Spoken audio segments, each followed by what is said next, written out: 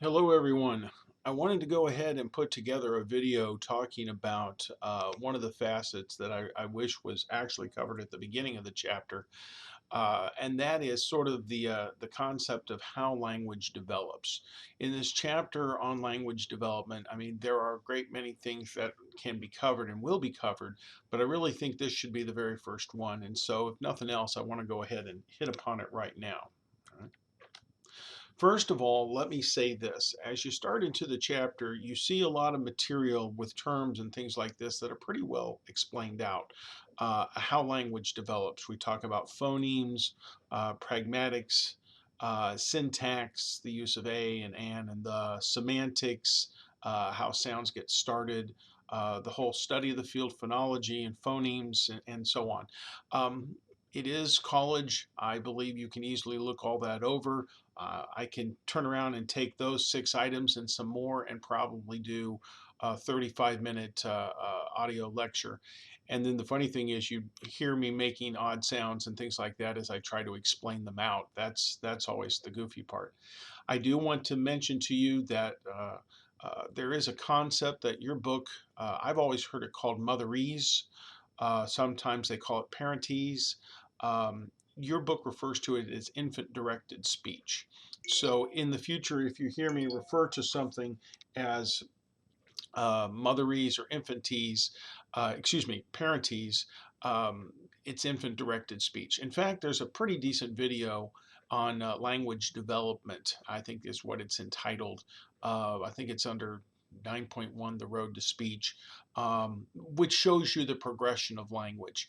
And that will help. That will help, especially when you go through future lectures, video lectures and things like that. That's not a bad one at all. I like the progression from cooing and babbling to saying your first words to 2 sentence words and all that kind of stuff. So that might definitely be worth paying attention to. So I leave these to you to look over on your own. I know you can do it. What I would like to get into now is to talk about some of the different theories of how language develops.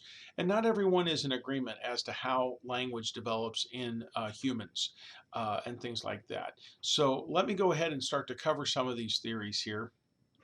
And then basically you can decide which ones you think is the best and so on. We've actually had some good debate before in other classes over which theory behind language development they think is most accurate. So here we go. Okay. Really, one of the very first theories of language development is what is called learning theory. And if you've ever had operant conditioning from child psych, or excuse me, if you remembered from intro, that's where I was going with that, then you know the value of reinforcement. Learning theory basically says that children learn language through reinforcement. And what that basically means is this, that a child turns around and in the process of cooing and babbling, they hit upon a word. Okay. As they're babbling along, ba ba ba ba ba ba ba. See, now I'm babbling. They turn around and they say ma for mom or da for dad. And we reinforce that. We go over, we pick them up, we smile at them, we turn around and give them some kind of reinforcement.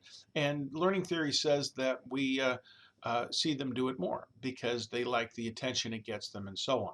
That's really the basics of learning theory, that language, they speak their first word, we reinforce that, and then language takes off from there.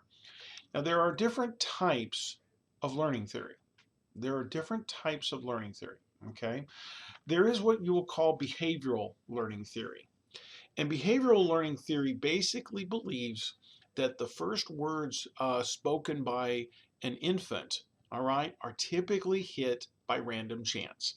Okay, they are babbling away, they are making their sounds, and they randomly hit upon a word such as ma or da, and we reinforce that. They make the connection, and they continue to do that, and they begin their focus on saying more words and things like that because they like the attention, the reinforcement we give them.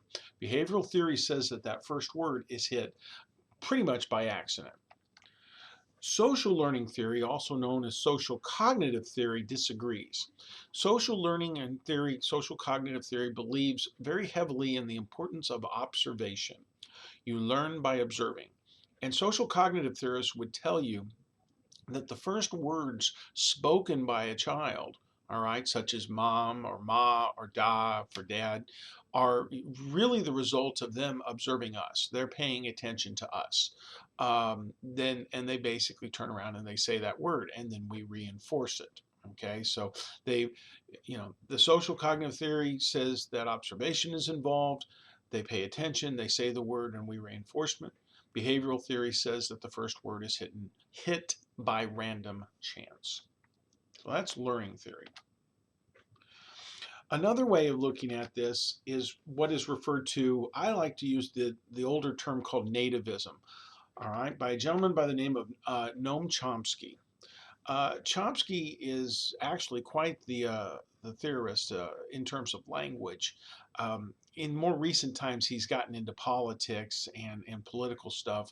I think he's a much better scientist. It's not that I disagree with his politics one way or another, but um, I think his strength lies in his science.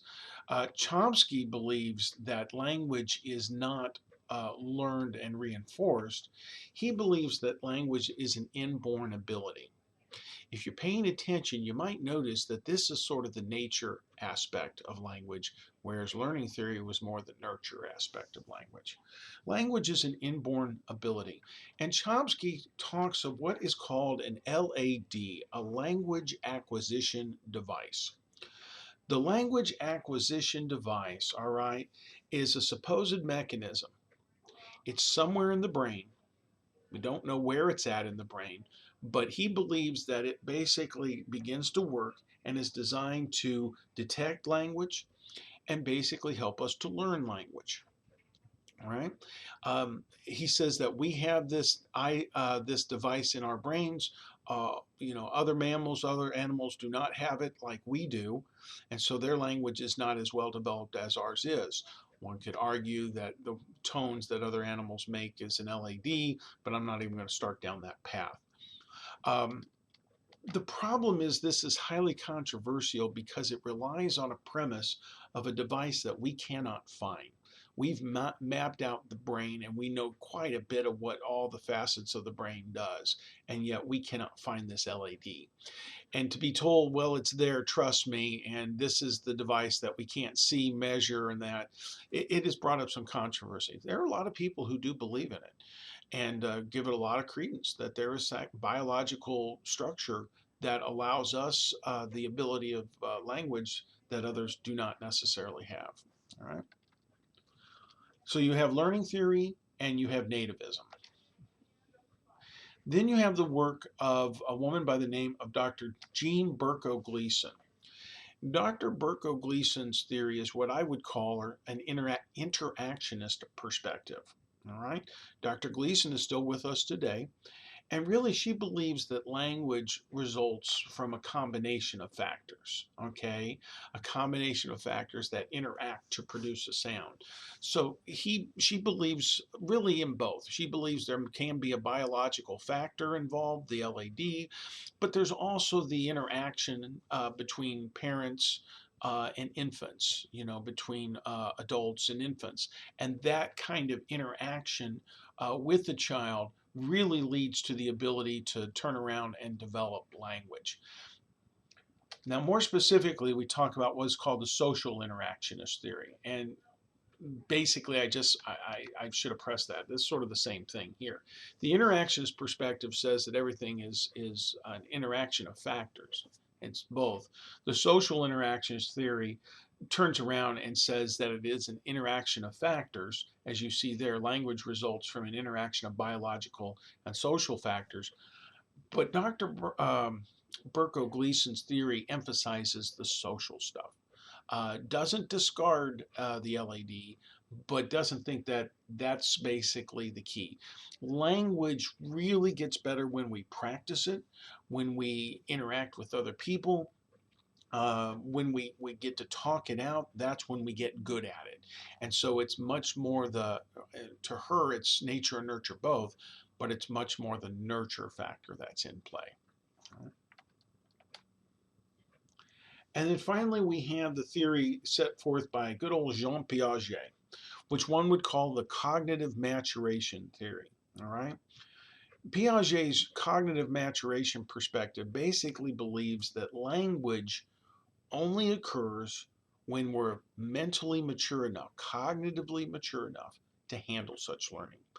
It doesn't matter how much practice you do with a newborn, they do not have the mental maturation. Even a 3 month old or 6 month old, they can babble and coo, but they don't have the mental maturation to do it.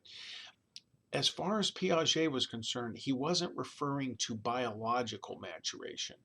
Um, it shows a lot of similarities, but in some respects, that's not what he meant, and so that's not what he was referring to. But he would call it mental maturation. And around 12 months of age, a year old, you say your first words, and that's because you're mentally mature enough to handle such things. That's sort of his theory. So there you have it. Learning theory, the nurture side, basically the work of Chomsky, the nature side, the work of Berko Gleason, sort of the interaction between the two, and then Jean Piaget. There may be other theories, but those are the four that I really want you to focus on for now. All right, take care.